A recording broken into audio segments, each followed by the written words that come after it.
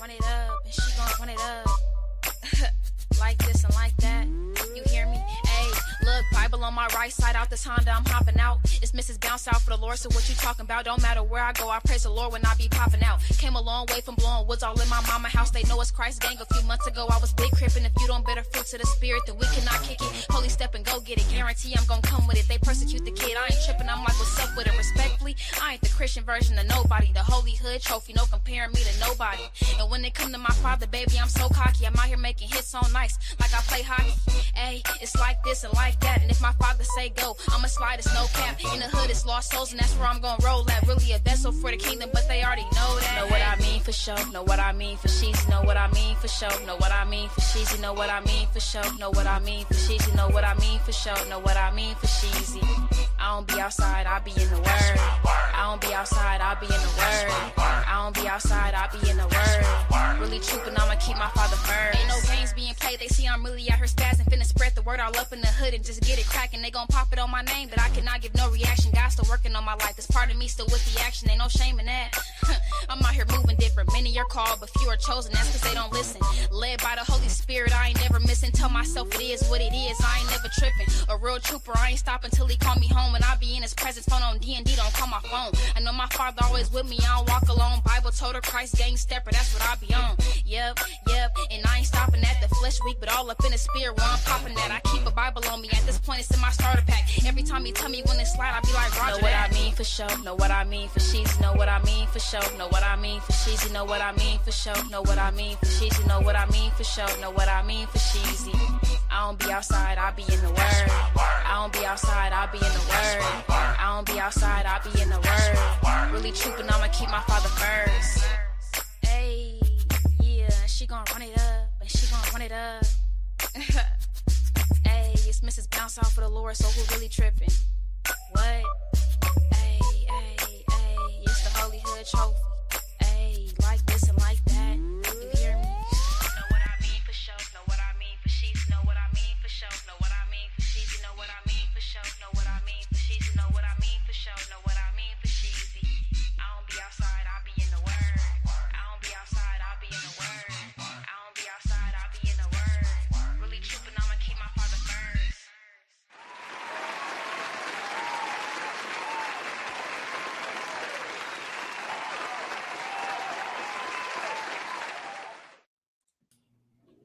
What up, boys? What's happening? Yes, sir. Yes, What's sir. the good word? Yes, sir. Happy New Year's, gentlemen. Damn, So 26. yeah, how old you? How old you is? Not as old as you. Yeah. Don't say nothing. Don't say nothing. Don't say nothing. No, hold on over there. I know you look. I see over there bubbling in his seat, boy. Don't say nothing, boy, because I'm gonna give it to him raw and uncut. Bring it. Bring it. It's the new year. Yes, sir. The new year. So, oh, what did I do? Wow, okay. Everything good over here. Yeah. Yeah. But I have zero to no complaints. It's 2020. It's 2026 fresh. Yeah. And I came up on a lick in my professional life. Oh, is that right?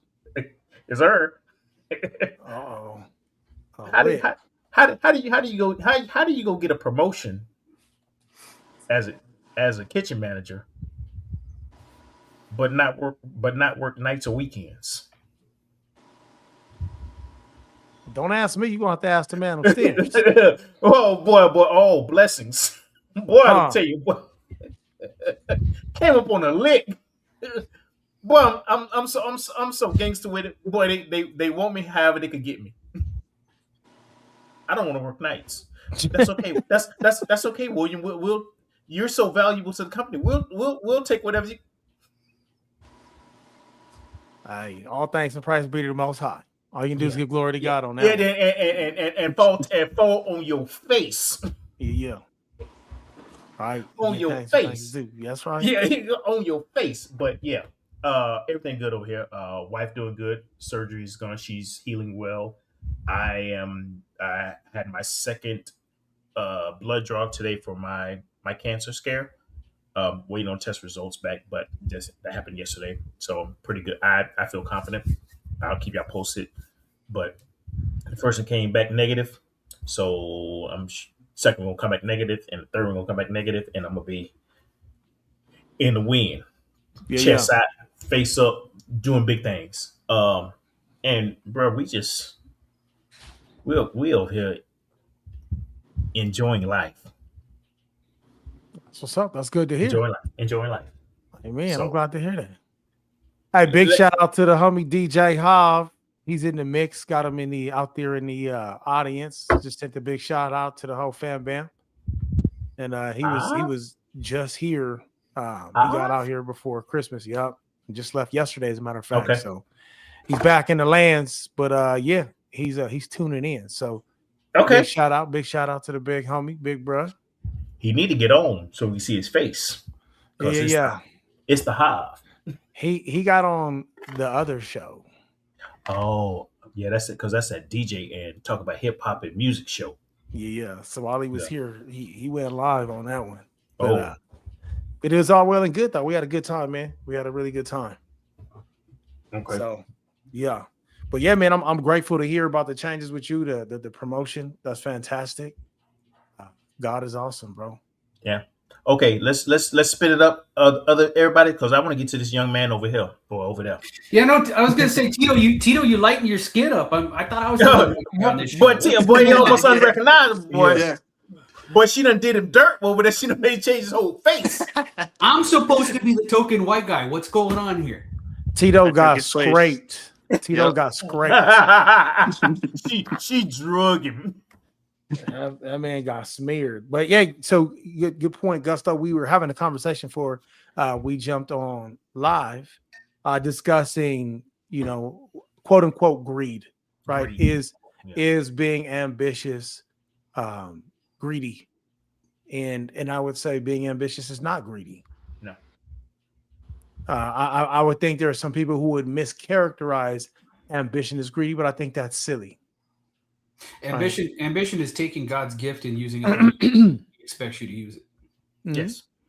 I'm glad you framed it that way too, because that's actually exactly what I'm asking. That is exactly what I'm asking. I'm gonna argue against that. I would not say ambition is wanting to take God's gift and use it. Ambition is just having drive. That drive can be used for the sake of edifying the kingdom and serving God. That drive can be used for the sake of serving people. It can be used for the sake of serving oneself. So I wouldn't categorize ambition as greed. I wouldn't categorize it as godly necessarily, because you may not necessarily use your ambitions to serve God. But it can't. Oh no, absolutely, it can. Yeah. Tipping point. It's scales. It could go either way. Right. Depends on your heart posture. And exactly. So that's my point. Ambition in and of itself is not a bad thing. It's not necessarily a good thing. I would say that, I think more young people should be ambitious. That's my opinion, right? In the positive sense. But I don't think you should put somebody down because they have ambition, because they want to achieve things, because they have a direction in life. I think it's not about putting somebody down. It's about guiding them in the right direction and saying, hey, take that energy and give it to God. Dedicate that to the Most High. Best believe you will get a return on your investment. Yes. So the conflict lies where, I might wake up one day and be like, I need to look into the Bible, and look into God, but I also need to make some money, and put some food on the table, pay bills, and just, that, I guess that's what I'm battling with. If that makes sense. Well, why is that a battle? Why are the two in conflict? I mean, are you battling against selling drugs or prostitution? Absolutely not. Hey. Oh, my bad. Did you touch your nerve? Gusto's like, wait a minute. Hey. I think I haven't accessed. I'm sorry. I think I just haven't accessed, a lot of information about God, and, I haven't learned about it a lot. And so it's just not in my routine. And I don't know. I'm uneducated when it comes to the Lord. That really is what it is. Well, welcome. There's a way to fix that. you can fix that easy. Yeah. you don't say. Time. I know a place where you might be able to go. That's also the thing. I don't understand, a lot of the things in the Bible when I read it. I try to translate it as well, and I'm like, I have to go on ChatGPT or go Gusto. Or something. Okay. Because he getting ready to spin off into a whole different topic. Yeah. Okay, whole different topic. Okay, so let's bring it back to the whole ambition and greed thing, because that what you were going down is a whole 100%. That was the other reason why I'm here. The second where you were going is the reason why I'm here. So, but we'll let's get back on the greed, and for what you stated earlier was the love of money. Mm-hmm. Yes, sir. Okay. And Tone, please reiterate what you spoke on, because I ain't gonna do it no justice. Again, going back to verse 10, for the love of money is the root of all kinds of evil. So, we're not discussing the love of money. We're discussing we're discussing a lack of understanding, or a lack of knowledge. For the Bible says, "For lack of knowledge, my people perish." God is saying that many people fall by the wayside because they don't know, and many people don't know what they don't know. Right. So hence we come to the questions, which is why would, putting bread on the table conflict with serving the Most High God? Because we were not called to starve.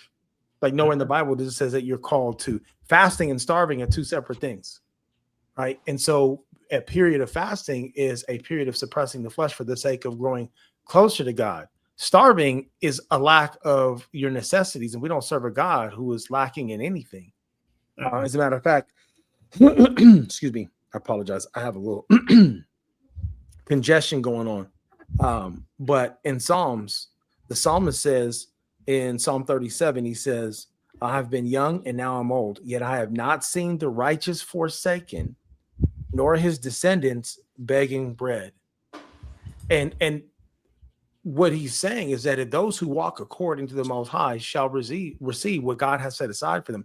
And if God has set it aside for you, who can take it from you? So this idea that it's one or the other, that's a false notion that comes from the world or comes from the enemy. Either way, it has the same source. But unless we're talking about doing something that's illegal, there's no conflict between God and provision. Right? It's not, either I get up and I pray or I get up and I go feed my family. The Bible says he who does not take care of his own family, especially those of his own household, is worse than a non-believer and should be treated as such. So how is there a conflict? Right? It's when we allow other things to pull us away from God, or specifically when God says, hey, you don't need to do that. Come spend some time with me. Right? Then our moneymaker is in spending time with the Most High, so to speak. Our bread earning is when we spend time with God, when we give our gifts to the Most High. If we're seeking to be obedient servants, it's not either or, right? It comes down to either or when we have to make a decision between our flesh and the world or God. Not, I have to provide for my family. Well, the fact that you can provide from your family is more than likely a God-given gift. Again, unless we're talking about you doing something that God has told you not to do. I will bring up the point that this can be a slippery slope into the prosperity gospel, which I don't think any of us are we don't like the prosperity gospel, because just because you follow God and just because you're doing what he asks you to do doesn't mean everything's gonna be all hunky dory on this. Oh no, you're gonna suffer a little bit. Yeah, there's gonna be tough times. So right. Well, I think this is why the psalmist kind of makes this point, because we do experience hardship, and sometimes we need that affirmation that though you're going through hardship, it says here that you've never been forsaken. I've never seen the righteous forsaken. That's not circumstantial. Even when we screw up, God says, I shall never leave nor forsake you. He doesn't say I'll never leave nor forsake you as long as you do what I want you to do. He says, I'll never leave nor forsake you. David said, even if I make my bed in hell, you are there. So this is not circumstantial. But there's that time that we need that reminder that, hey, God is still with you, regardless of your circumstance. He's still there, right? Even when it comes down to provision. Now, The psalmist reminds us that he's never seen the righteous or the children of the righteous begging for bread. But Jesus even reiterates the point. Wait a minute. Don't the birds who don't even toil, don't they find food? Aren't the flowers, again, who don't toil, clothed beautifully? How much more worth do you carry than birds? How much more value do you have than flowers? So if God will take care of them, will not the same God also take care of you? Right? Yeah. Jesus was just reiterating a point that was stated to the Israelites when they were wandering through the desert, claiming that God had brought them out there for them to die, romanticizing how it was better to be in bondage than it was to be set free. Right. So we have all this conflict. This is why education is so important when it comes to the gospel, because when the world tells us that it's one or the other, God says it's not. Choose me and I take care of you because you're only here because I brought you here. You can only seek me because I've called you into my court. Bible says we love God because he first loved us. So if you seek after God, it's because he's already sought after you. Right. He says that no flesh can take credit for what he does. No flesh can glory in God's doings. Well, I found God. I came to God. No, you were invited to him, because had you not received the invitation, you would not have turned to God. Right. Gusto. Hey, because that boy like to get on he like to get on the run, and you got to try to slide in. Faith in God and faith in what he is going to provide might be something that Tito El Duce is struggling with. Knowing what God is not knowing what God is going to provide, having faith that he is going to provide is a struggle that a lot of new believers, some older believers, and I told y'all this once before. My mother is the strongest believer I knew. Mm-hmm. She was like, I ain't worried about it. God gonna provide. And I'm like, whoa. Oh, you ain't gonna go get no job? She said, why? God gonna provide. So he might be struggling with the same thing that I've been struggling for the last 20, 30 years. Mm-hmm. You nailed it. That is faith playing a role for sure. Is faith. Yeah. Faith in that he is going to provide, because we also struggle with that free will. I need to go out and make a move. I need to go make a decision. I need to do something, because that's the carnal part. That's the thing. I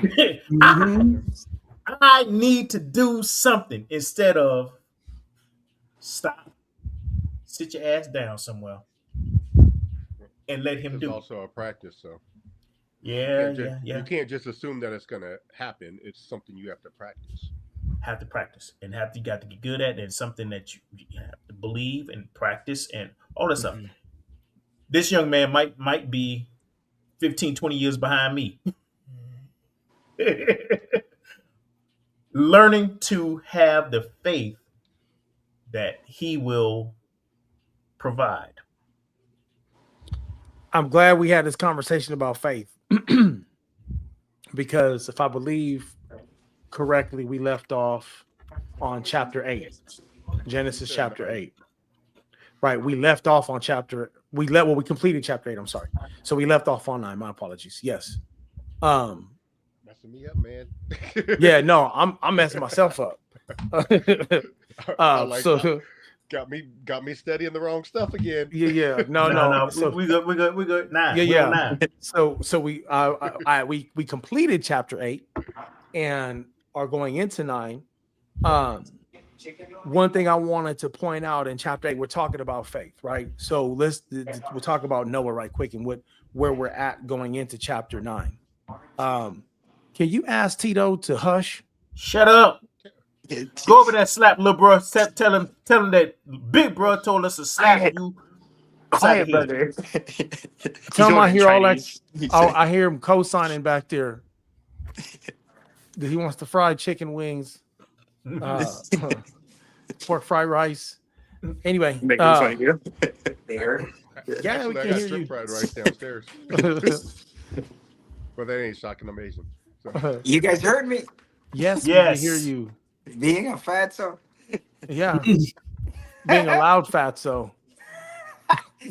I actually walked away thinking that you guys weren't gonna hear me. No, little brush stuff all the time. So Noah, who walks according to the righteousness in him, is saved by God through his obedience. God tells him, Noah, build an ark.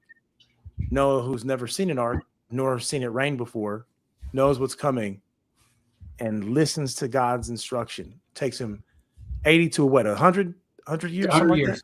that? Yeah, 100 years. to build this ark. On this ark, he's adrift for approximately a year after the 40-day flood. And it's through obedience that he survives this and now steps off the ark. Now, we talk about being in a trial. I don't know that if there are many things that I've experienced that would be as trying as living on a ship with a bunch of animals for a year. And your wife.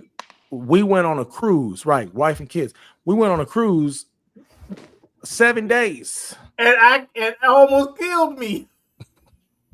And them animals was enough. Those are the two-legged kind. Almost killed me.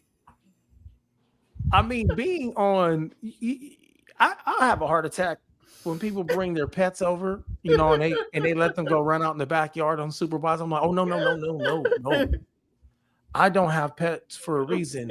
And now you got your pet back there unsupervised. At least do me the justice of going out there and cleaning up after your animal. Yeah, who's bringing their dogs to your house, Tony? Everybody does, but some people just like to let them. And I had this because somebody's animal left a treat for me one time that I stepped in as I was walking across my deck, and I was like, "Oh look, somebody failed to come clean this." So look at this. Yeah, how nice of you. And I can only imagine having all the animals in the world on one boat for a year. Yes. With no windows. There was one window on the ark. Hey, but they spoke and everything. Weren't they potty trained? No. The animals did not speak at that time, sir. No, sir.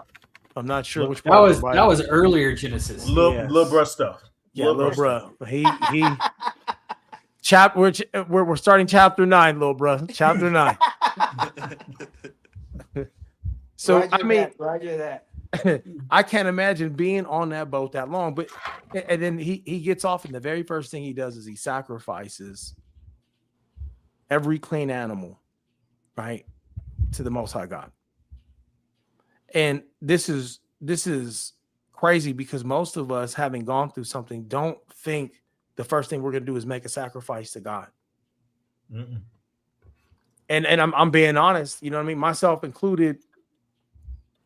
Getting off the boat, first thing he thinks is, I'm making a sacrifice. Now, God had made promises already to Noah, like, you wander anywhere you want on this earth. All these animals here, they're all going to have fear and respect for you. It doesn't matter what. And you can eat whatever you want. First thing he does is lay down sacrifice. And I think to myself, it goes back to the parable that wasn't actually a parable, but the story that Jesus when he healed the 10 lepers.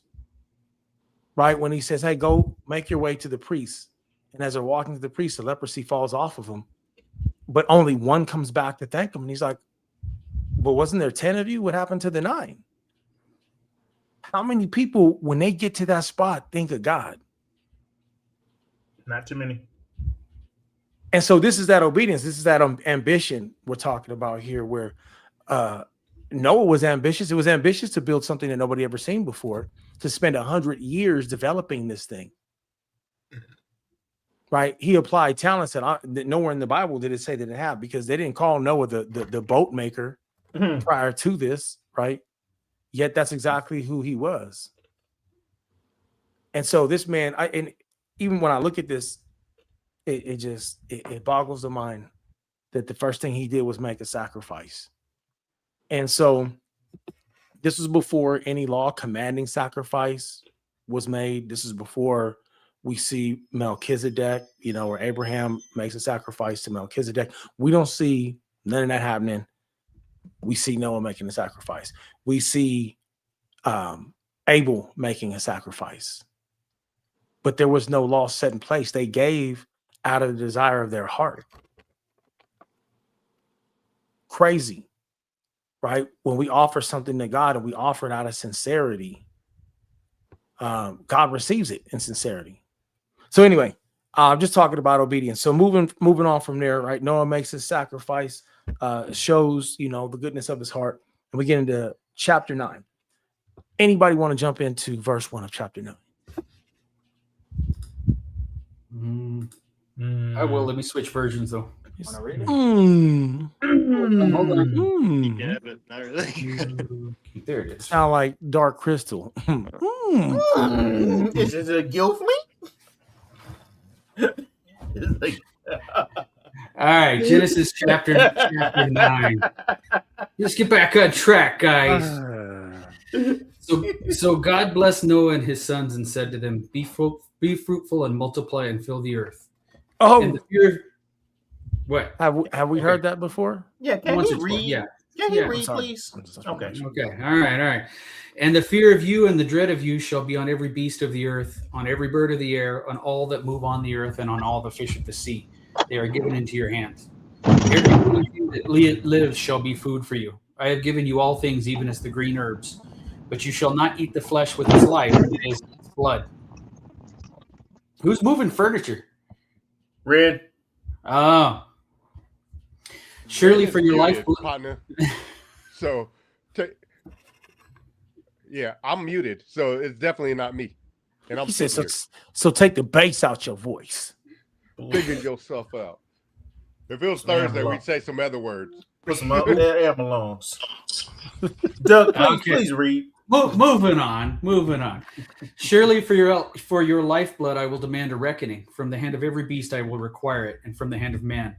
From the hand of every man's brother I will require the life of man. Whoever sheds man's blood, by man his blood shall be shed. For in the image of God he made man. And as for you, be fruitful and multiply. Bring forth abundantly in the earth and multiply in it.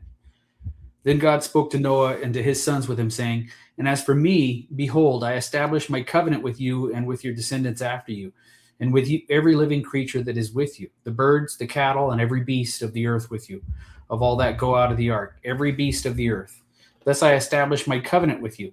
Never again shall all flesh be cut off by the waters of the flood. Never again shall there be a flood to destroy the earth. And God said, this is the sign of the covenant which I make between me and you and every living creature that is with you for perpetual generations. I set my rainbow in the cloud, and it shall be for the sign of the covenant between me and the earth. It shall be when I bring the cloud over the earth that the rainbow shall be seen in the cloud, and I will remember my covenant which is between me and you and every living creature of all flesh.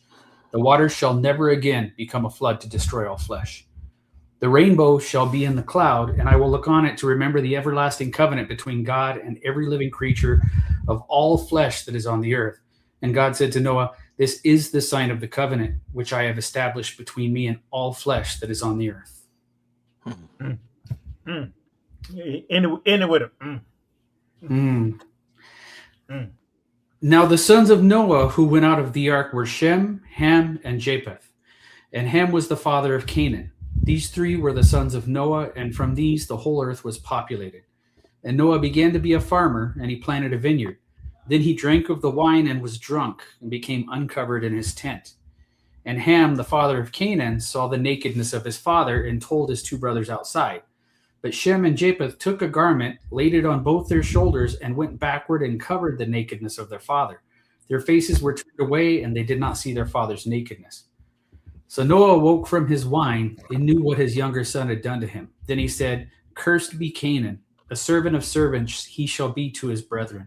And he said, blessed be the Lord, the God of Shem, and may Canaan be his servant. May God enlarge Japheth, and may he dwell in the tents of Shem, and may Canaan be his servant. And Noah lived after the flood 350 years, so all the days of Noah were 950 years, and he died. 950 years, y'all. He was old. I think I can get there. Yeah. You gotta do jiu-jitsu.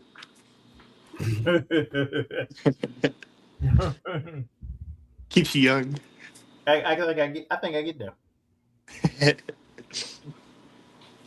So I got to tell you guys, the whole fact that, I mean, the rainbow is a very important symbol between us and God, and it's been co-opted and perverted by the evil one, in my opinion. 100%. But before we jump on a rainbow, I want to take it from the top. I think that's a profound point. But one thing I want to point out is verse 1: be fruitful and multiply and fill the earth. Second time. Number 2. Now this is going to get repeated again, because he said it before. He's saying it again. He's going to say it again. So apparently, God wants us to be fruitful and to multiply. 3 times? I think it's 3 times. We got to the third. We haven't got to the third yet. Yep, he's going to say it again. Yeah, he says it again. Oh, okay. Oh, all right. So if you look at it in chapter 8, he says it in chapter 8, verse 17: bring out with you every living thing of all flesh that is with you, birds and cattle, and every creeping thing that creeps on the earth, so that they may abound on the earth and be fruitful and multiply on the earth. Oh, okay. Does he mean like repopulation there? Like, is that like have kids? That's the only thing he can mean at that point, because the earth is flooded. Yes, so, that's what he means.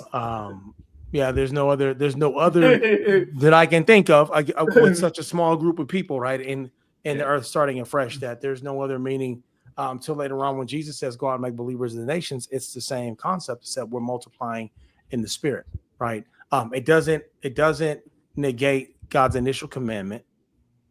It extends it. Yes. Right now, we're not just having kids physically; we're now bringing up children spiritually.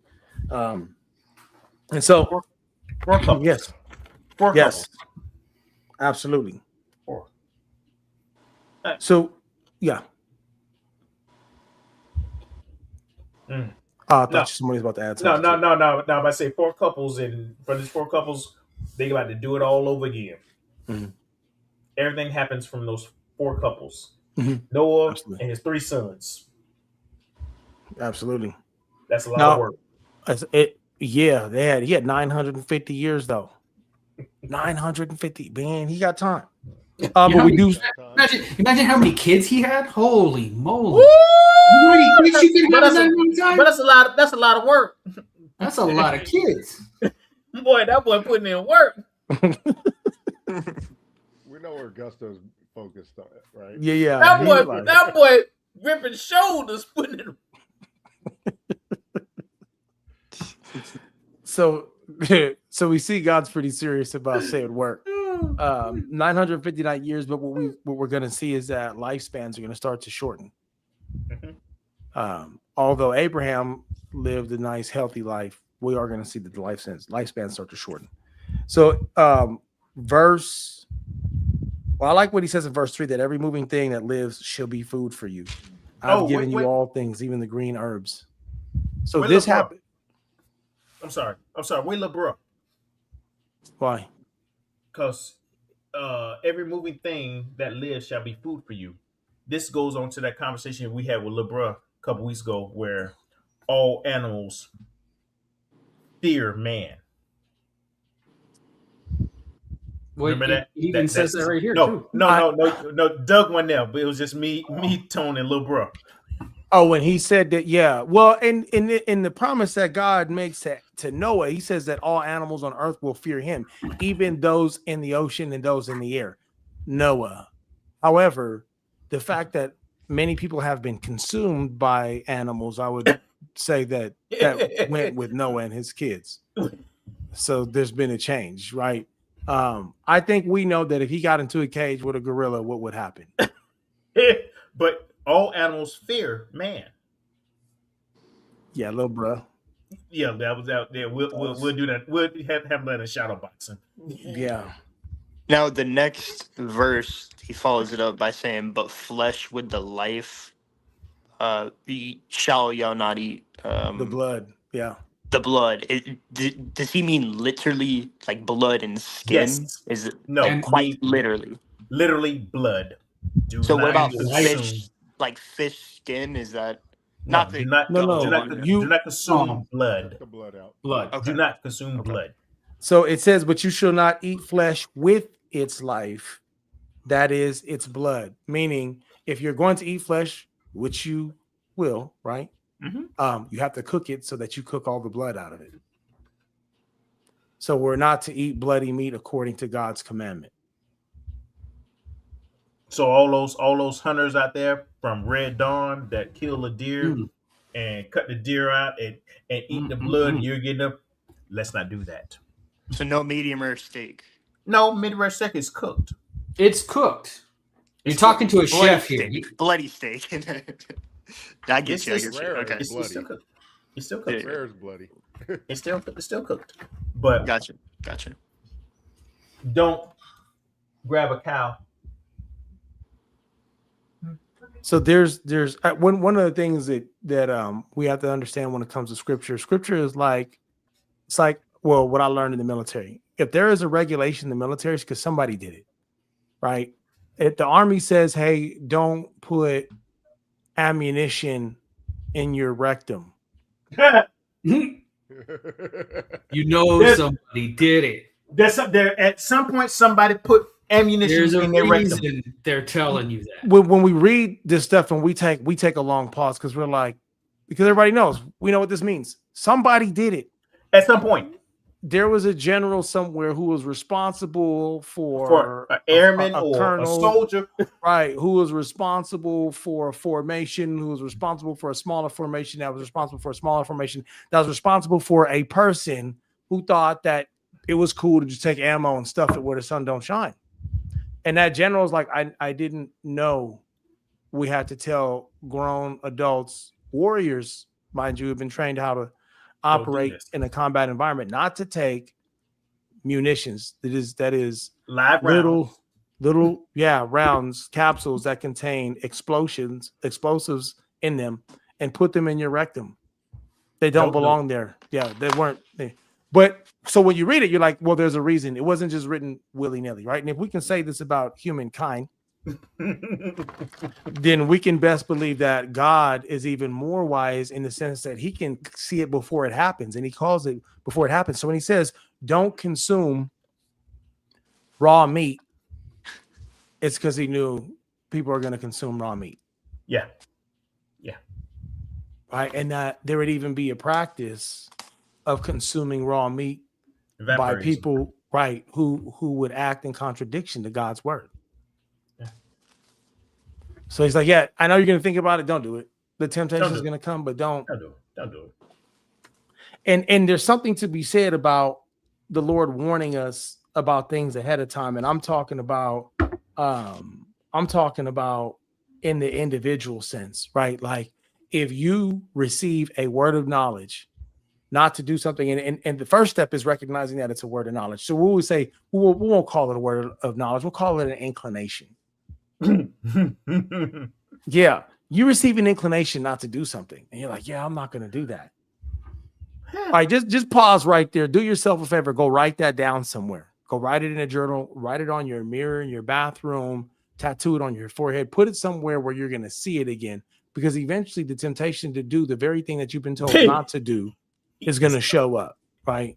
Mm-hmm. And the Bible tells us that Satan comes to tempt us, and when it doesn't work, he returns at a more opportune time. Yes. Now, he comes at an opportune time anytime.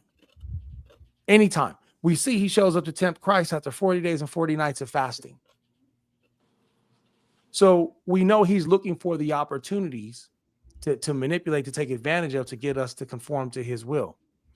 So if God is giving you a word of knowledge ahead of time or an inclination ahead of time, just landmark that. Right? I'm gonna come back to this because at some point this is going to come into question. Now, this is a few years of mistakes, a few years of missed opportunities, a few years of stupid decisions talking when I say that. And the reason why I say we'll call it an inclination is because there's many times we don't realize that wisdom came from the Holy Spirit. right? We could just disregard, like, I just had the thought, like, yeah, I'm not going to do that. And the next thing you know, here comes the opportunity front and center to do that very thing. And we've forgotten. There are times that I have sincerely forgotten a word of knowledge that I was given, not to be defiant or to be contradictory or to want to have my own will, but I completely and totally forgot. And I find myself in a situation that the Lord was trying to protect me from. And, Christ gives a parable called the parable of the sower of the seed. And it talks about a person who scatters seed and how some of the seed lands among the rocks, some of the seed lands among the thorns, some of the seed lands on hard soil, or some of it lands in good soil. Some of it's snatched up by the birds. And every one of those, he talks about the different types of people who receive the word. And so there are those people who receive the word and it's taken away.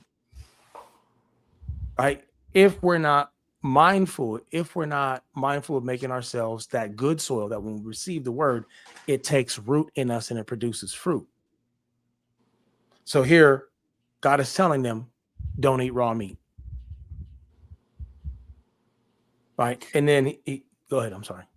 No. I'm just, because I'm thinking about the significance of it. It's just interesting that this is a big reset, right? And he's saying the same thing that he said to Adam and Eve, to be fruitful, multiply and fill the earth. And he's saying the same thing that he said to Adam and Eve. He's saying, It's all yours. So he's kind of restating things. But and I don't remember, I'd have to go back to Genesis and find, did he say anything to Adam and Eve about eating, about the blood, and then about killing other men? So this makes me think that this kind of, and I'm just inferring here, how bad must it have been, before the flood, that's one, after he says, okay, this is the big reset, but don't eat blood and don't kill each other. Those are like the main things he's talking about. That he had to re-edify. Yeah, he's like, okay, Noah, all right, now I just reset this thing. Let's not be eating blood, let's not be eating raw meat, and let's not kill each other. So it's just I'm just sitting here kind of contemplating. Because things had gotten real bad. Yeah, they must have been bad. Well, no, I appreciate you pointing that out, because in the previous chapters, God specifically says that the earth was filled with violence. Yeah. Right. So we know for a fact that, like you said, that men were killing men. Those giants were killing men. Indiscriminately, it must have been. Right. Right. Yeah. Right. And but it also says that they were laughing and drinking and marrying and giving in marriage.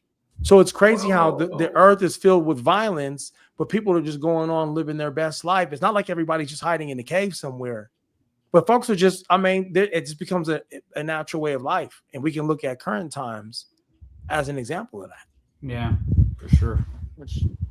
Here you go. Coming for me. I got to go make another drink. I'm not going to sit here and listen to all this about you. About to come in my head. That's just an excuse to go make a drink. Yeah, that's all it is. I'm going to say. That's all that was. You got to do better with keeping your bar on site. Because I only got a little bit. I only got one more swallow. I'll be right back. My bar is right here. That would be very bad. But I like that stuff. Was that what we still have one? No, go ahead. No, I was gonna say I think that's a very prominent point that you bring up there, that going back to what God said about the world being filled with violence, that we see that, as you're saying, with that reset, God has to reiterate that point. Hey, don't do what they've been doing previously. Well, I mean, because I was thinking about what you said about how, there's a reason he's saying that. It's because somebody did it. And I'm like, well, if that's the only thing those two things, those are the two things he's, okay, I just reset the world. Everybody's dead. We're starting over. Go out, be fruitful, multiply.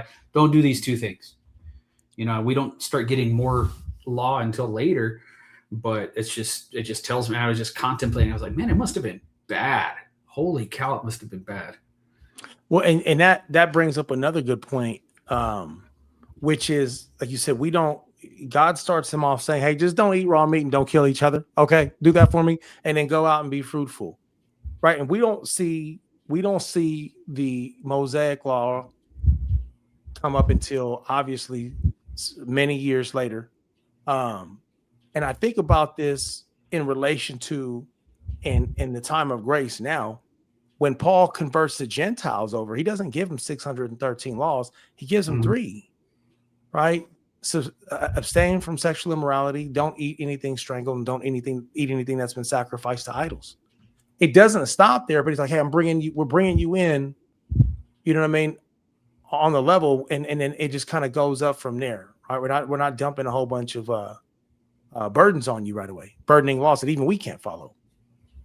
And so I kind of see that here. Like, we're started off simple, but then later on, and of course later on we see the necessity because we see the direction that the world goes in.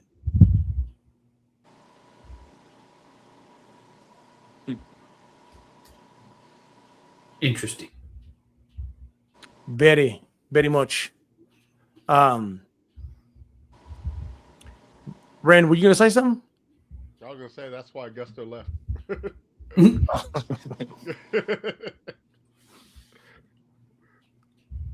So this verse 6 is something that stands out to me. Whoever sheds man's blood, by man his blood shall be shed. For in the image of God he made man. And it's in verse 7, and as for you, be fruitful, multiply, bring forth abundantly in the earth, and multiply in it. But verse 6, this, as of lately, has been heavy on my mind. As a veteran, as somebody who's served, deployed through 3 conflicts, it's like this revelation came later, but it's understanding when God makes a statement that for in the image of God he made man. That's across the board. You could be Muslim, Buddhist, doesn't matter, black, white, Asian. In the image of God he made man. Every man walking on 2 legs bears the image of God. And when he makes a statement for whoever sheds man's blood, by man his blood shall be shed, he doesn't specify, you know, hey, if you're Jewish and you're doing it, or if you're whatever, just across the board. And it's interesting that this statement is made, because later on we see God leading his armies into warfare. And later on, he speaks about the justification of doing so. But I always feel like, especially in the age of grace, we come back to this very thing, which is that every man is made in the image of God. And then if you're going to take a man's life, understand what you're doing. A lot of times in warfare, we have vilified or belittled or dehumanized our enemy to make it easier to process what we're doing to that person or those people. And I feel like verse 6 totally eliminates that.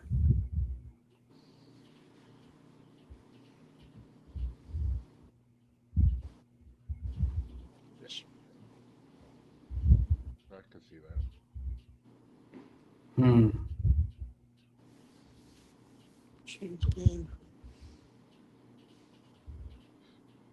Easier to kill when you don't see them as human. Absolutely. You know,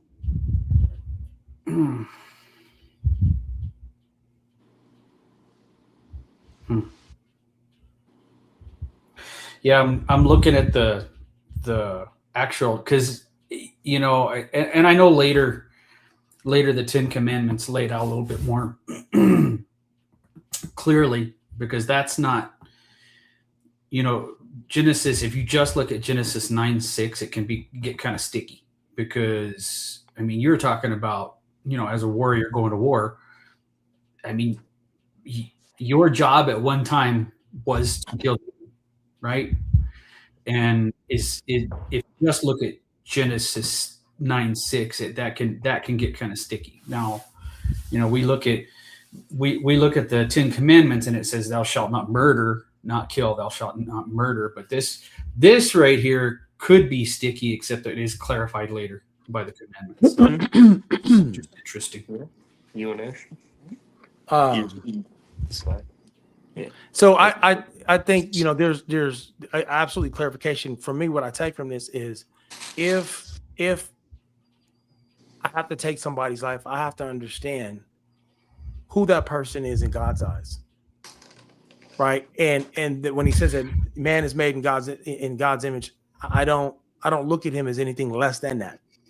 Now, like you have to understand that, like you have to understand the gravity of what's happening here. 100%, right? Like, yeah, okay. I know that person is probably a brother, a father, a son, somebody's friend. Like I can't dismiss all those things.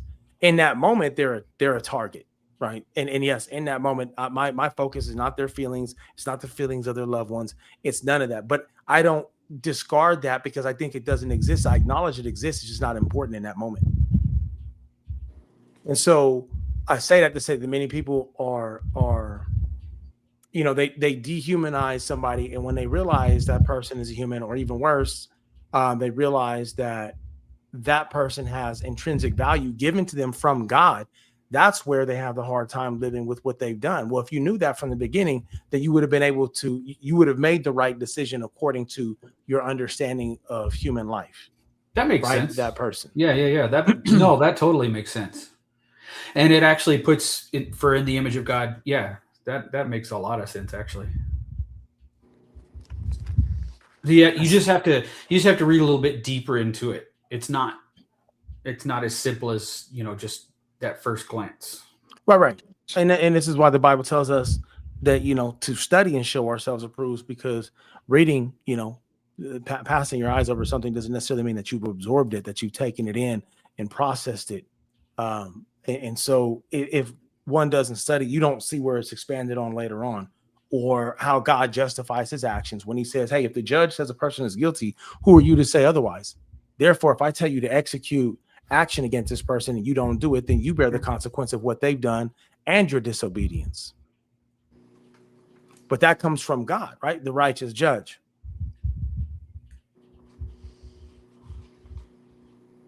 And so anyway, that was just something I wanted to point out that stuck out to me. Also, again, the whole go forth, be fruitful, multiply, but then moving forward to what you said about the rainbow and how it has, we see the truth of what it signifies, but what it's become today. Well, and it's very, very important, obviously, because I'm counting the verses 7, 8, 9. He talks about the rainbow for 9 verses and basically keeps on repeating about the covenant. This is the covenant. This is the rainbow. This is the sign of the covenant. So it's obviously, this is pretty important, and it's something that we should pay attention to. Hey, let's be careful with the way that we address the rainbow here in front of Mason. He's got jokes. Wait. What's that supposed to mean? Just nothing. I got you, Tito. Wink, wink. Yeah. So this kind of gets me too, because those of us who understand where, the promise came from, what that rainbow symbolizes. We're here now. Yeah, maybe a little frustrated at how it's manipulated. Oh, come on, man. But we can even see, we can say the same thing about the cross, that it's been reduced down to a Jesus piece, yet it was a symbol of torture that somebody took for us on our behalf. And yet people will wear it, mocking that sacrifice, many times going out there and doing just whatever they want while they got their Jesus piece on. Yeah, it's just a fashion statement to them. Right. Did I miss the whole rainbow thing? No, we just started. Okay.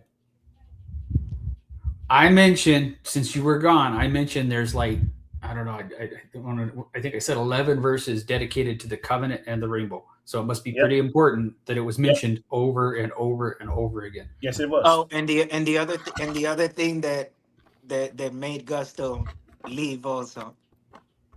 Oh yeah, we'll talk about that later.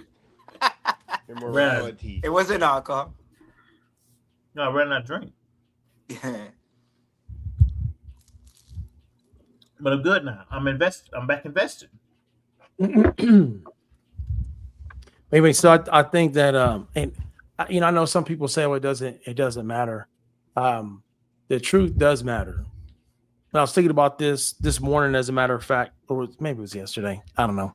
The days are starting to run into each other, but I had a good friend of mine that we're talking about Christ and the pictures of him, and he said, why does it matter what color he is?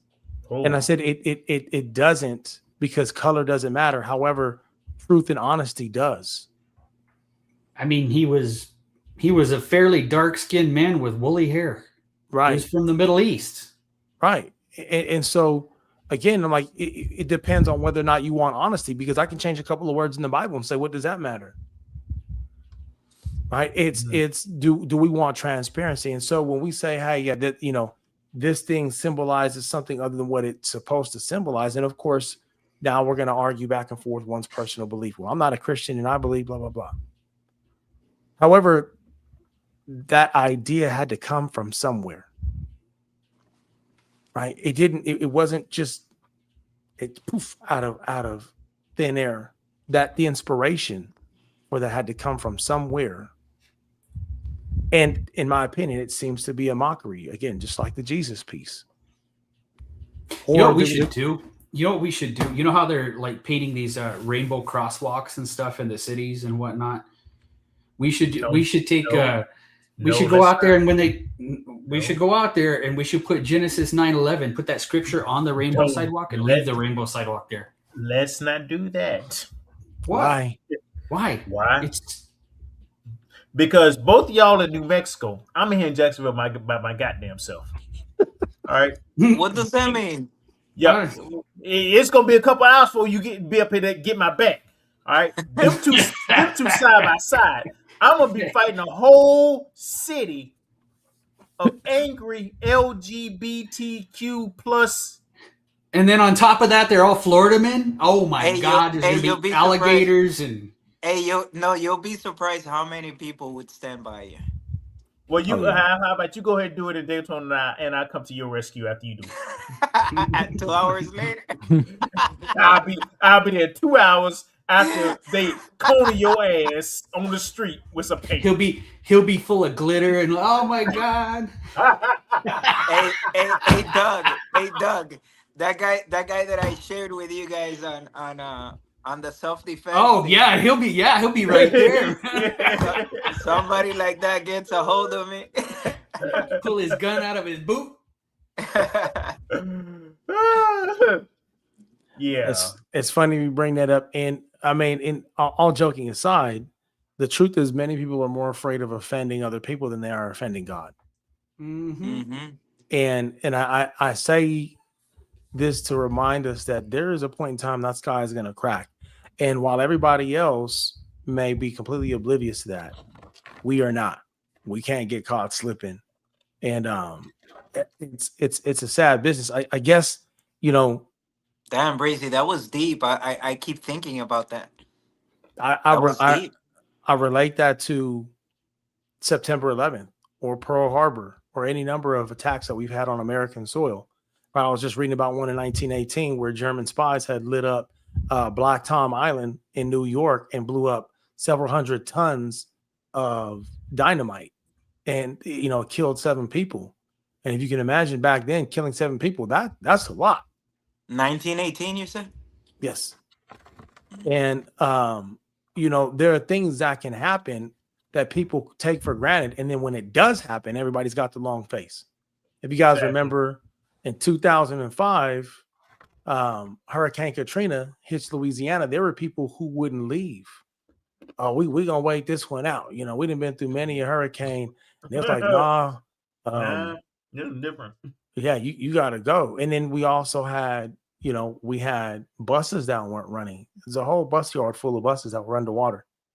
So how come these buses weren't fueled up and mobile? You had people who were trying to leave but had no way to get out of the city. You know, and they're looking for this government authority to take care of them. So you have two different sides. You have people who did their best, and you have the people who took it lightly.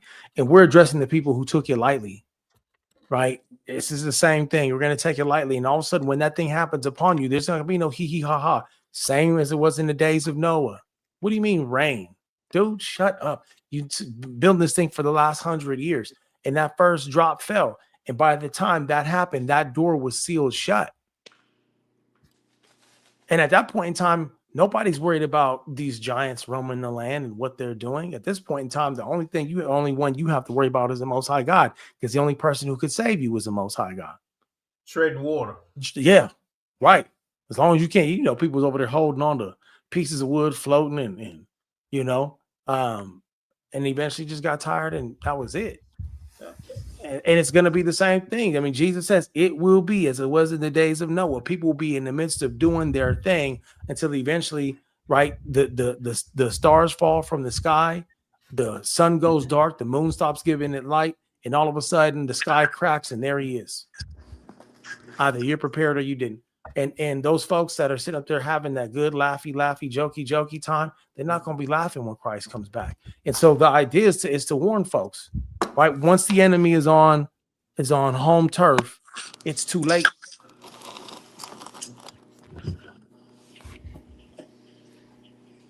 I mean, it's almost like when we teach self-defense all the time. We're trying to we're talking to these young ladies, and some of whom don't really take it seriously because they think they'll never need it.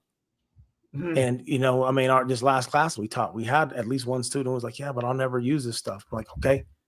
If you got a crystal ball. See that? Yeah. It was Marty, as a matter of fact. I'm gonna smack her upside that head next time I see her. And the idea is the day that you do need it, it's too late.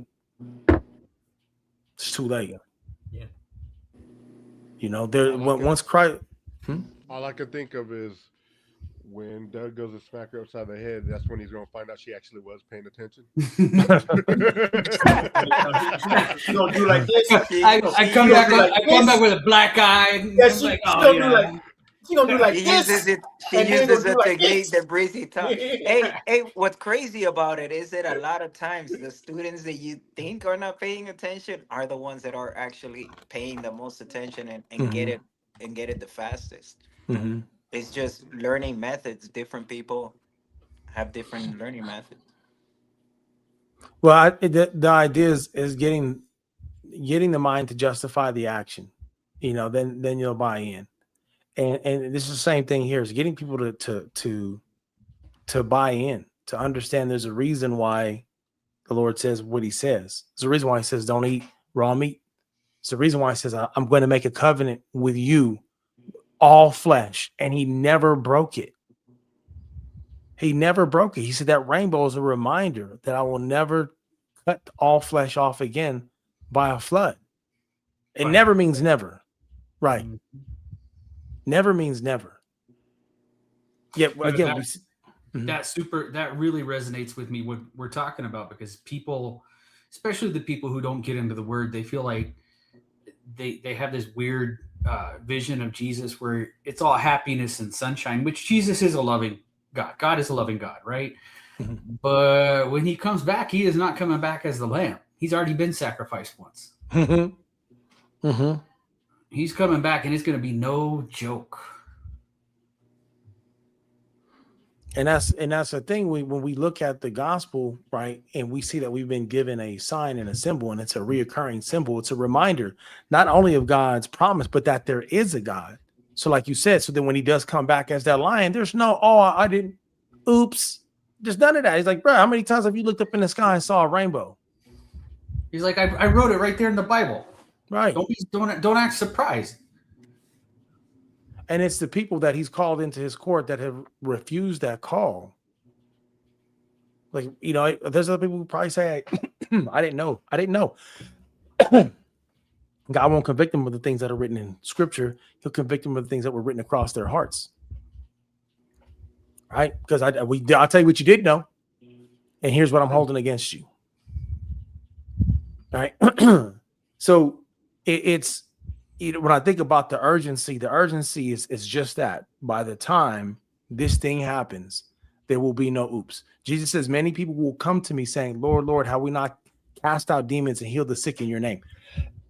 And he'll say, get thee away from me, you vile and evil sinner, for I've never known you. That's cold, man. People come up to him, we did all these wonderful things, that you never had a relationship with Christ. You did all these wonderful things. And how were you able to do them? Because signs and wonders are not in and of themselves an indication of godliness. Jesus said it's a wicked and perverse generation that seeks a sign.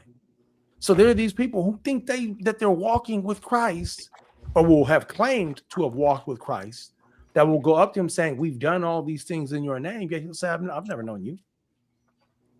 And where are they getting that from? when Jesus sent his disciples out 2 by 2, and they did those very things. And I now give you authority over all unclean spirits, over every manner of sickness, right? Go out and preach the gospel, make believers of the nations. That's where they get that from. He's like, I wasn't talking to you.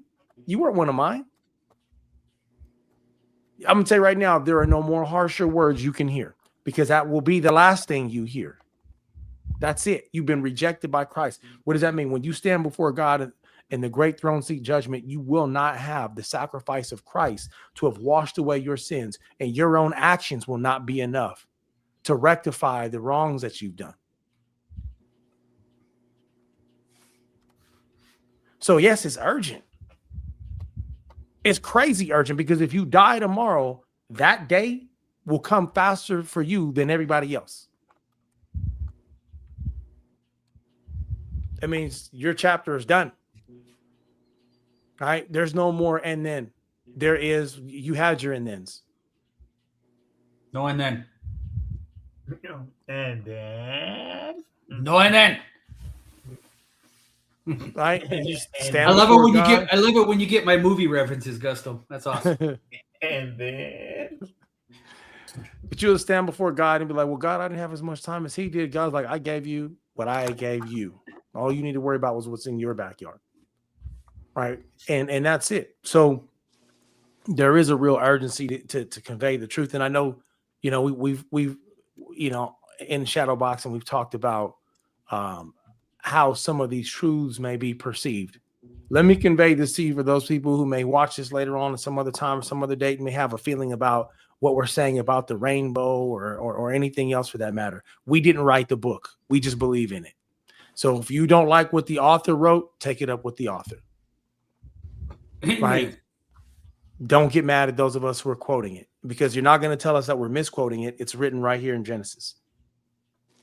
All right, God made a promise to Noah that he would never flood the earth again. It is not symbolic of an alternative lifestyle that later on he will condemn and call an abomination. Oh boy, here they come. They coming. Bring it. Hey, I'm way more concerned about offending God than anybody else. No, he said, don't fear him who can kill the body. Fear him who can kill the body and the spirit. And when you read in Revelations, when Jesus destroys his enemies, it's with the word. Like he don't even lift a hand. He just speaks. Hey man, we ain't got to Revelation. Stop being a spoiler for me. Stop. Revelations is no joke, Gusto. Stop spoiling. I skipped ahead a little bit. I know that's your favorite book, Doug. I skipped ahead a few thousand years, but I'm just saying. Don't worry. By the time we get there, you would have forgotten what I said. Wait, wait, hey! I remember. You might have said it like 2 or 3 times, but I'm gonna get it eventually. Right. Am I not quoting things and remembering things, man? You are. Okay, good job. Thank you very much, sir. Thank you very much. You will forget by the time we get to Revelations what I Probably. said. Now, ham. Let's talk about ham and cheese. Ham and cheese. So, y'all know that at this point in time,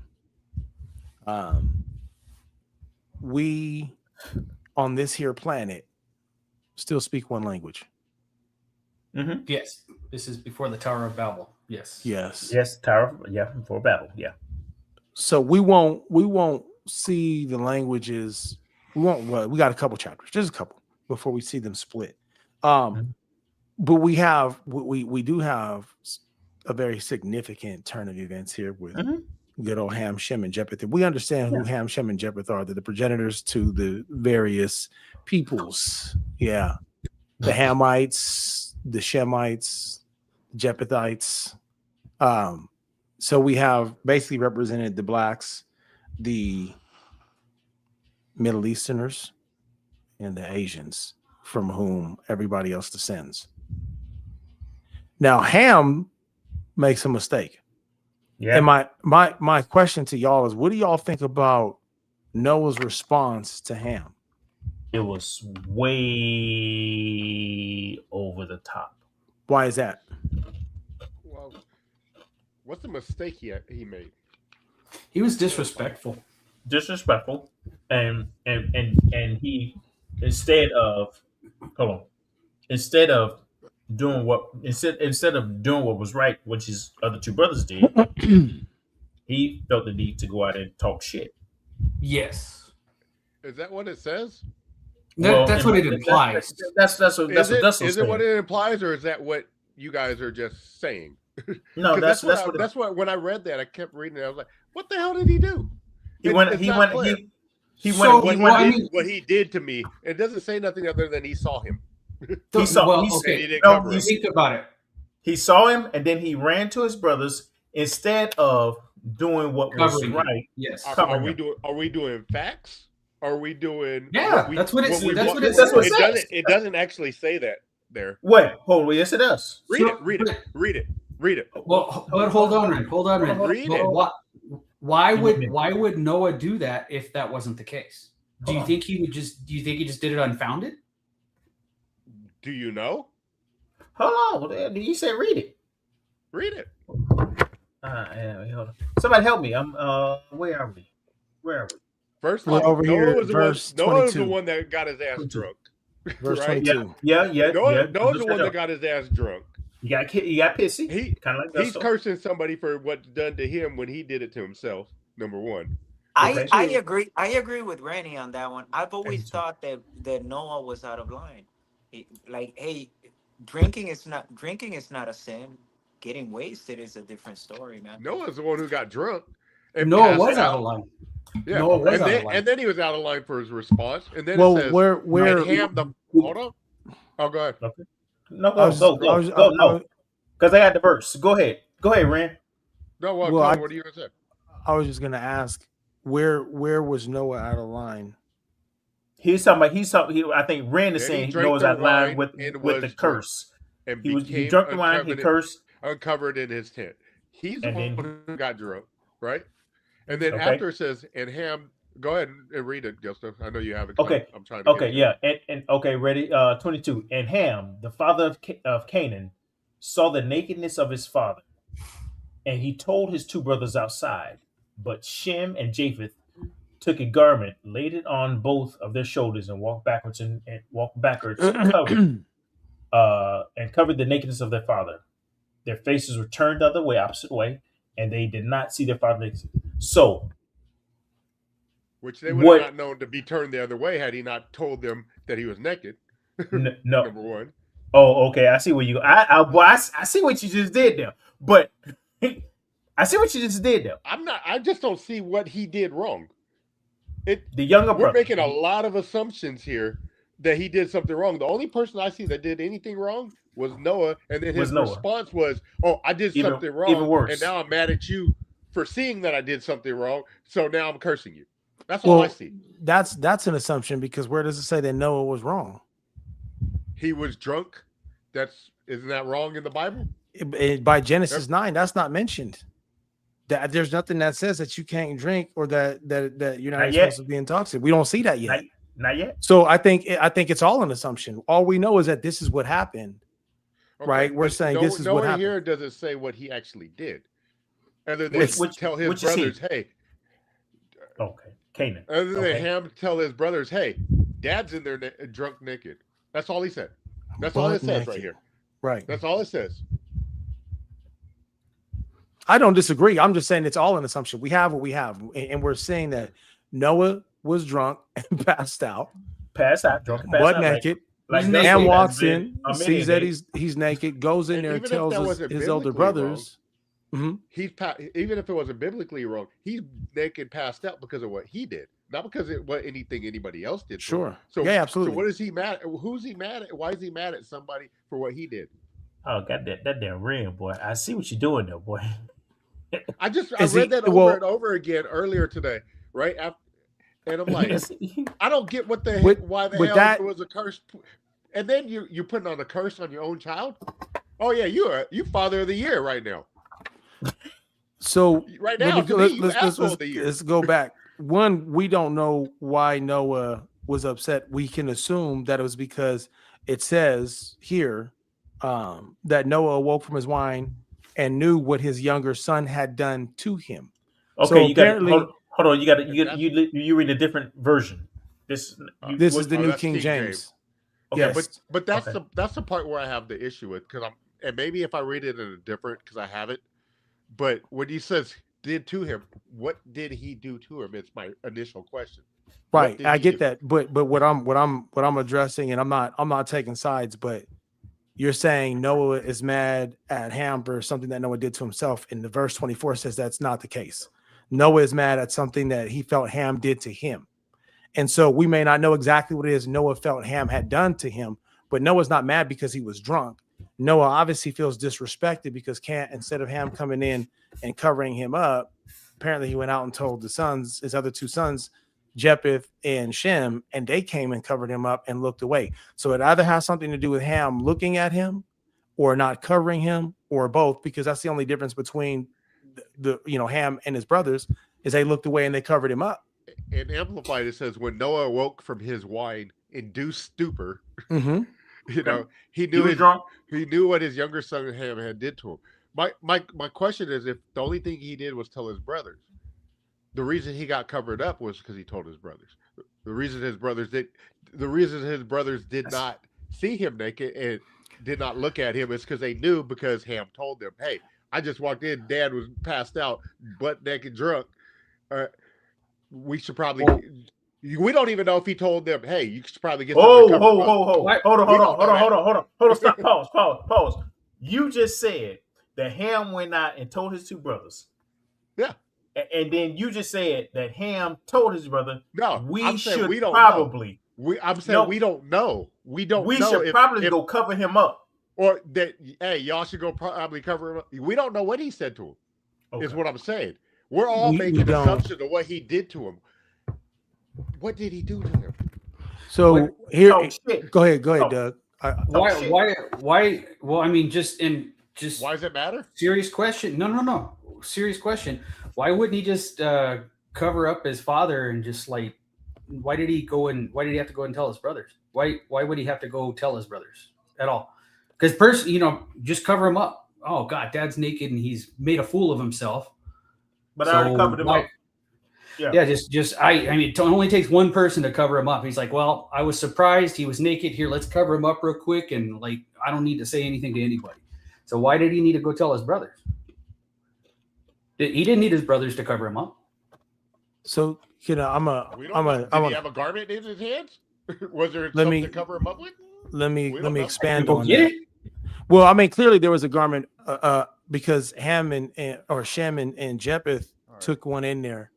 But I'm not justifying what Noah did, Ren, by the way, because he was wrong. There. Well, let me took one in there.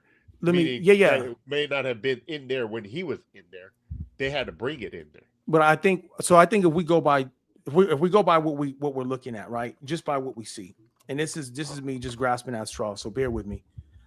When he goes on, verse 24, he says, "So Noah awoke from his wine and knew what his younger son had done to him. Then he said, 'Cursed be Canaan.'" He didn't curse Ham. He cursed his son. "A servant of servants, he shall be to his brethren." And he said, "Blessed be the Lord, the God of Shem, and may Canaan be his servant. May God enlarge Japheth, and may he dwell in the tents of Shem, and may Canaan be his servant." Now, what I take from that is that when Noah spoke, I think he was transcending the situation in itself, but he's saying that God is the God of Shem and not of Canaan. And I think he was talking about where Ham's beliefs may have been. And this is a reach, but just follow me on this, right? When Noah was saved, it was by his righteousness. When Noah's sons were saved, it was by his righteousness. So his sons were sanctified by his righteousness, meaning they were covered in his righteousness, right? And we see this later on when Paul talks about in Corinthians, a believer being married to a non-believer, saying that if you are a non-believer and you convert to become a believer and the rest of your household is a household of non-believers, your children are sanctified by your faith, and so is your spouse, not to leave them. So we see here that I feel like Noah's saying, hey, you were covered by my righteousness, yet when I was indignant, you couldn't even cover me. Now that's one way of looking at it. So, and I agree with you, Tony, because let's use the military analogy. So if you have this idiot, superior, like an officer, he's an idiot, but he's an officer, and you're enlisted, and they walk by, and you're supposed to salute. He's a moron. You don't have to salute the moron. You salute his rank. The rank. The rank. It's the position. So Noah was being a doofus by getting blackout drunk, but he was not getting the respect that he should have had because of his position.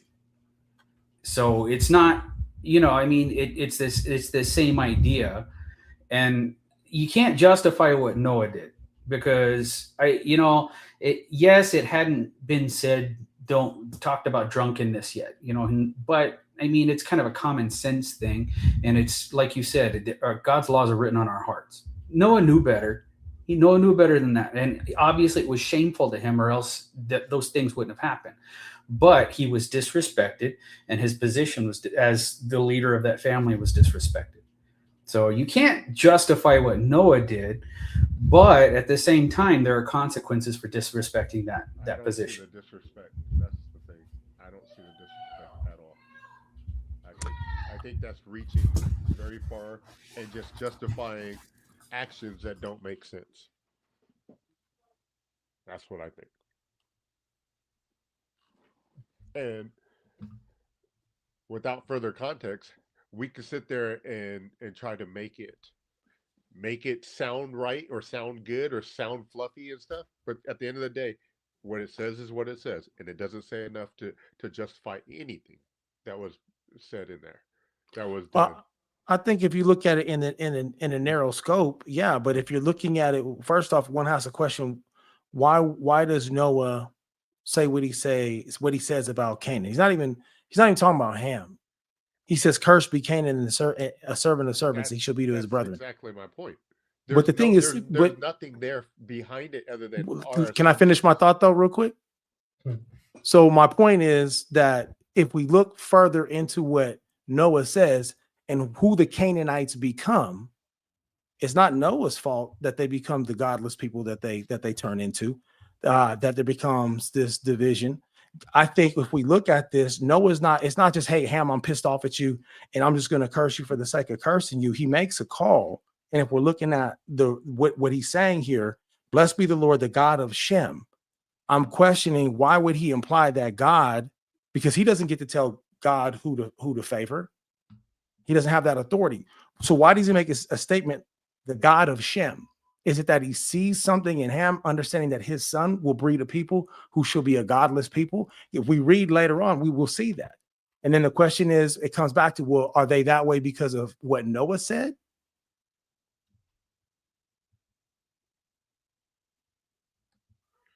It's not enough to say there.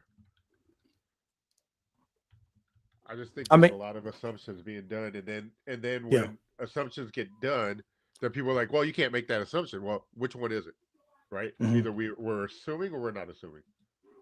And if we're assuming, then who's to say your assumption or the next person's assumption is the right assumption? Sure.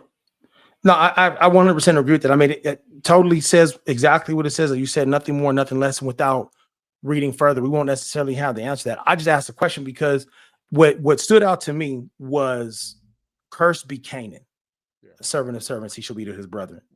Yeah, blessed be the Lord, the God. Too, is that it was his son that he's cursing.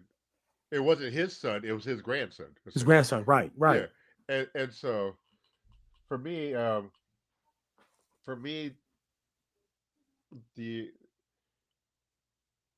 where I'm coming from, where I'm trying to understand this stuff, and then I'm being asked to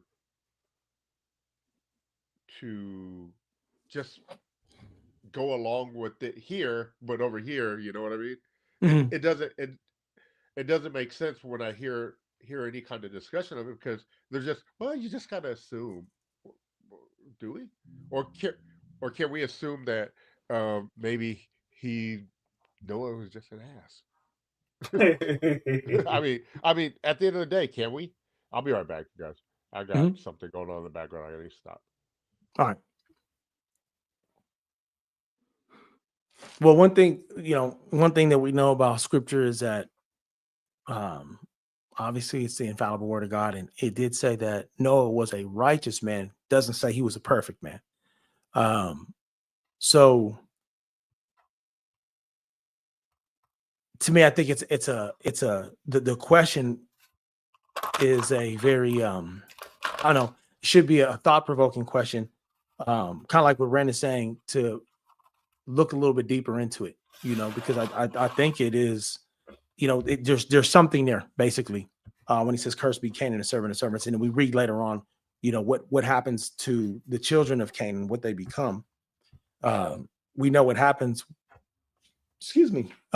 with the children of Shem, and even with Japheth. I mean, we'll hear about what happens with those people as well. But there's something profound about the statement that Noah makes. We won't necessarily have that answer probably for another few chapters, but just something to keep an eye on. I just want to get everybody's input about that, because I thought that that stood out to me, without getting too deep into the next few chapters. I said at least get the juices going, if nothing else. Wow. So we got Sevens pattern 77, dropping some verses on us. Says Lamentations 3:33, for he does not afflict willingly nor grieve the children of men.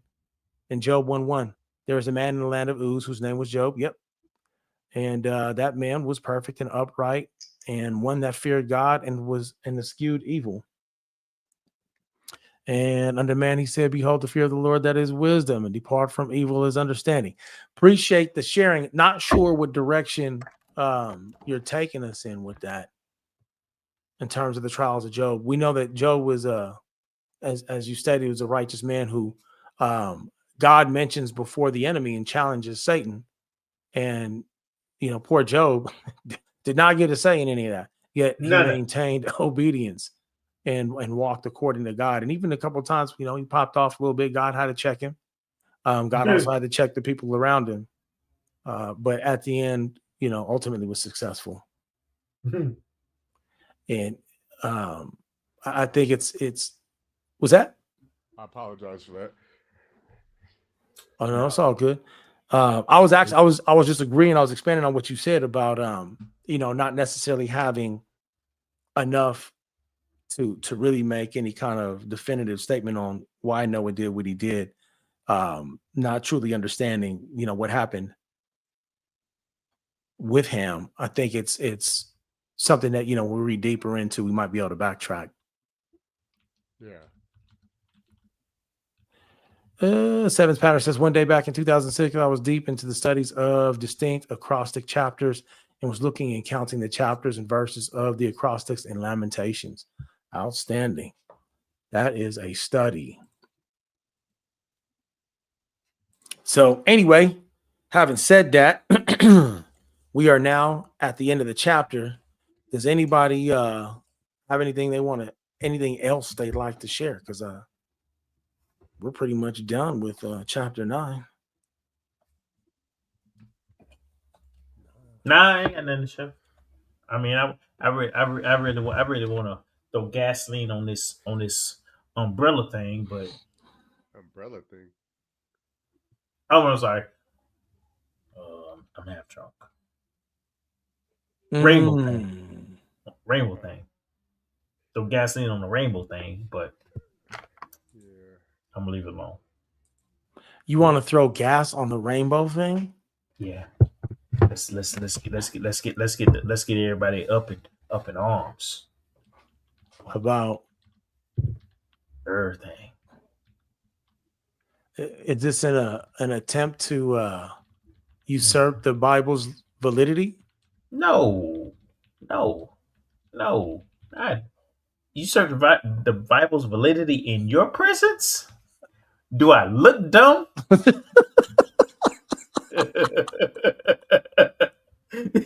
that's almost as bad as say, hey, I think I know more about guns than you. No, negative. I just wasn't sure what angle you were trying to attack from. I think I know about shooting more than you do. I think so. Look, as far as the rainbow, I mean, anybody can do whatever they want with whatever they want, right? Like we're having this conversation a little bit earlier. Some other friends and I, and they made a statement that implied that if there were a true Christian nation, it would be similar to a nation of other religious preference that has the tendency to be much more restrictive with other people's practices and beliefs. And I said, that's not true. Because when you read what Christ said, he says, when you go to preach the gospel, you come to a house, let your peace rest on the house. And if they reject you, withdraw your peace and shake them off like the dust off your feet. It doesn't say proselytize, beat down, convict, lock up, threaten, any of those things, degrade, right? None of that. So truly a person can, they can take the things that we're given and do whatever they choose to do with them. It is their right. We're all going to be called into account for how we stewarded the things that God gave us, to include the earth and all its elements. And so a person has the right to choose to say, hey, I use this to symbolize that. You can totally do that, right? And if you are not a follower of Christ, you are well within your rights, because you are not under the same obligations that the rest of us are under. Okay. However, for those who call themselves to be believers, there's a different level of accountability when it comes to the gospel that we have to hold you to, right? And when we get to the point where, as believers, right, like I'm not going to stop anybody from expressing their truth, even those people who I think manipulate the gospel to fleece the flock. Okay. I don't have the authority to go shut them up. God will deal with that, right? Nor do they have the authority to tell me what it is okay for me to say if I'm speaking the truth out of a book that I'm not responsible for writing. We can agree to disagree. A person can go out and they can preach whatever they choose to preach, and that's okay. Like I want to clarify that nobody is under attack. Whenever we preach the gospel, if you feel attacked, it's okay. You can not listen to us communicate. But we're going to speak the truth of the gospel, and it's not to hate or to condemn anybody, or because we don't have a hell to put anybody into, but we're merely saying that when we read through the scriptures, we understand where this thing originated from and what its original purpose is. If you want to, how do I say that? Rebrand, rebrand. God dang, repurpose it. That's your business. We're still going to speak the truth, right? You have every right to what you believe. We have every right to what we believe. And at the end of the day, we're covered by the laws of this great nation to be able to express those beliefs, right? As long as it's not in a manner which some people construe as being hate.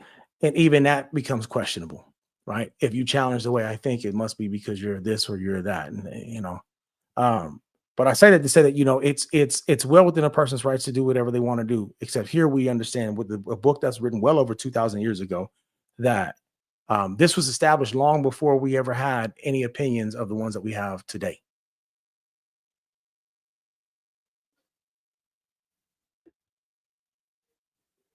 And so, as far as you starting any fires, my good man. People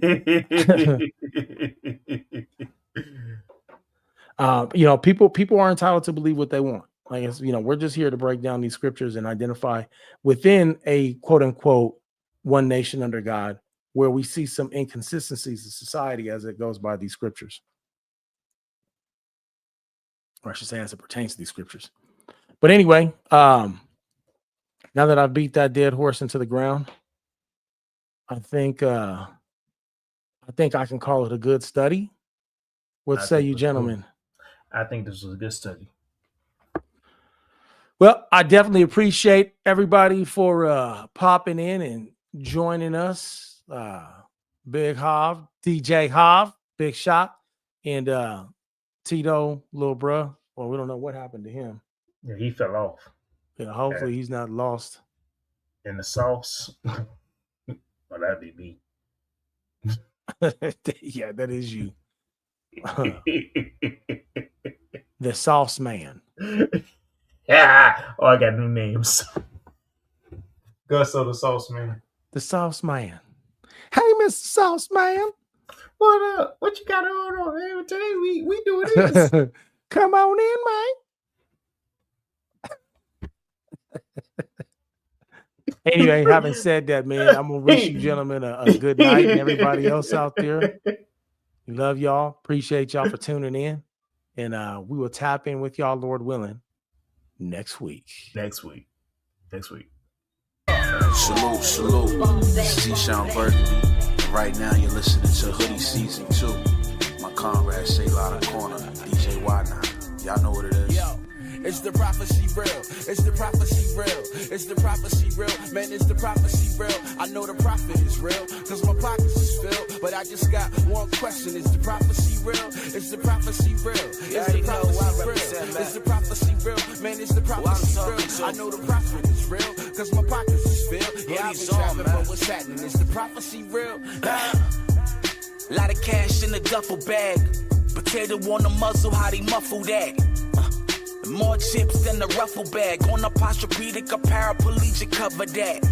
And they just want the money like a robbery. And if you go legitimate, they call you an anomaly. And none of them is hearing them theological homilies. Angling every bullet, the wizard, the trigonometry. And life is a game, they just trying to win it. Steal a deck of cards if a diamond in it. And the adversary is winning while they spiritual is spinning and sipping that juice and gin and while they dropping the wheel. Never stopping the meal. Priest praying for the babies while they copping the field. Ain't no medal for the rebels, so they popping the steel. Why they asking if the prophecy real? Yo. It's the prophecy real. It's the prophecy real. It's the prophecy real. Man, it's the prophecy real. I know the prophet is real, cause my pockets is filled. But I just got one question. Is the prophecy real? It's the prophecy real. It's the prophecy real.